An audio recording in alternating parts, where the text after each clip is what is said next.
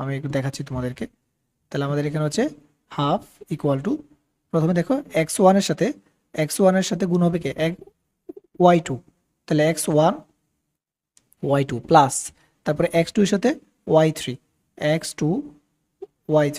Plus তারপর হচ্ছে x3 এর সাথে y1, তারপর হচ্ছে x3 এর সাথে y1, যোগেরটা শেষ।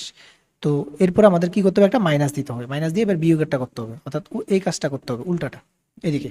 তাহলে আমরা দেখতে x1 এর সাথে গুণ হবে কে y3, তাহলে x1 এর সাথে y3 প্লাস দিয়ে দিয়ে লিখবো আর কি জিনিসগুলা। তারপর হচ্ছে x3 এর সাথে y2, তারপর হচ্ছে x2 এর সাথে y1, এভাবে করে গুণ করে আবার ব্রেকেট দিব। দেন মানগুলোকে আমরা যদি বসাই তাহলে আমাদের অ্যান্সার চলে আসবে। আচ্ছা, সো এটা মোটামুটি সময় সাপেক্ষ না হলেও তুলনামূলক 10 সেকেন্ড বা 5 সেকেন্ড হইলেও বেশি সময় লাগে। তো আমরা চাচ্ছি না যে আমাদের 5 সেকেন্ড বা 10 সেকেন্ড সময়টাও অপচয় হোক, আমরা এই সময়টাকেও সেভ করে ফেলবো। তো এটার জন্য আমাদের প্রসেস টু হচ্ছে আমাদের স্মার্ট ওয়ে।